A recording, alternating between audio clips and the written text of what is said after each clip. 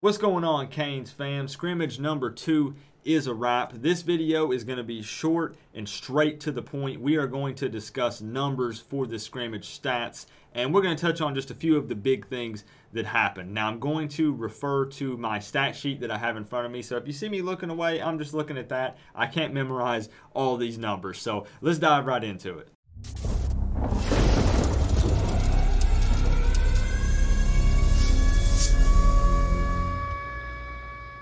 And right off the bat, we're going to discuss the quarterback stats. Of course, everybody wants to know who did the best out of the quarterbacks. N'Kosi Perry was 9 of 15 for 78 yards. Jarren Williams was 7 of 12 for 79 yards and 1 touchdown.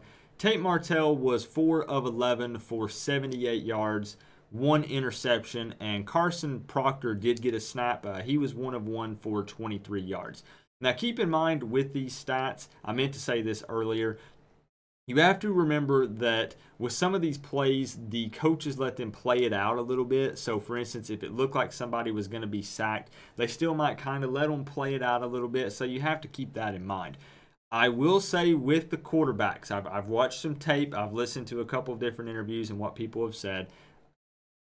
Jarren Williams really won the day. I would say it was Jarren Williams number 1, N'Kosi Perry 2, and Tate Martell 3. Tate Martell did not look comfortable today in scrimmage number 2. There's still a lot of time to improve, but he didn't look that good today. Overall, Jarren Williams and N'Kosi Perry are pretty much neck and neck. But again, I think Jarren Williams won the day. They said that N'Kosi Perry maybe still struggles a little bit in the red zone if there had to be a negative for N'Kosi Perry. But Jarren Williams and N'Kosi Perry are right there neck and neck. And that one touchdown that Jarren Williams had was actually the final play of the scrimmage. It was a 45-yard touchdown pass to Jeremiah Payton. I think that it was actually deflected or tipped, but Payton still caught it and took it to the house. And moving on to the running backs, these guys really have me excited. The running back position is going to be a major strength for Miami in 2019.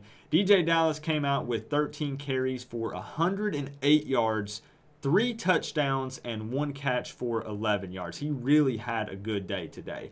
Cameron Harris had a good day as well, 10 carries for 61 yards.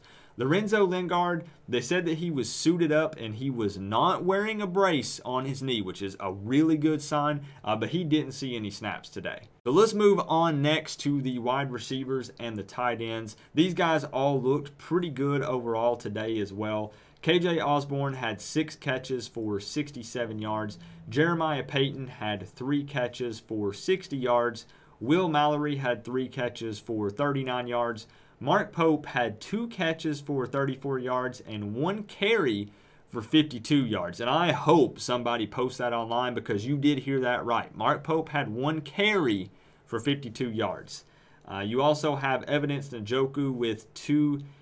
It's listed as 2 carries for 28 yards. I can't confirm that if that's carries or catches, but it is listed as 2 carries for 28 yards. And also keep in mind that these are notable stats from scrimmage number 2, so there are going to be some things that happened that aren't here, but these are the big ones. So looking on the defensive side of the ball, DJ Ivey had 2 tackles and 1 interception. Michael Pickney had 5 tackles and 1 sack. Nigel Bethel had 5 tackles, Al Blades Jr. had 5 tackles, and Quarterman had 4 tackles. I don't see Silvera listed anywhere on these stats, but everybody still says that that dude is an absolute savage and is playing his heart out every down. So let's touch on injuries real quick before we wrap up this video. Unfortunately, we did have another linebacker injured, Bradley Jennings, supposedly with a groin injury. Hopefully he's going to be okay because, of course, we're already down another guy with Steed who may not even make a return in the 2019 season. So we're starting to lack a little bit of depth at the linebacker position. Hopefully Jennings will recover and be back. And overall, it looks like the D-line is still owning the O-line, but it's still a work in progress, so we've got to give it a little more time. There was also an injury or two, so there was some depth chart changes there for the O-line. So again, it's still a work in progress. We're going to continue to get better. It was really nice today to see all of the alumni and all of the recruits that showed up to scrimmage number 2. That's a really big deal. The crowd turnout was actually pretty good. It's going to be exciting to see how many people show up for the actual spring game this next coming up Saturday. I think that Camping World Stadium might get pretty lit. But that's going to wrap it up for the stats for scrimmage number 2. Let me know down in the comment section below any takeaways or opinions that you have from this scrimmage. And let me know if you're going to the spring game this coming up Saturday. But remember, guys, we are all one big happy college football family. But at the end of the day, I got to say, it's always better when you get to rep the U. Coach Coop, peace out.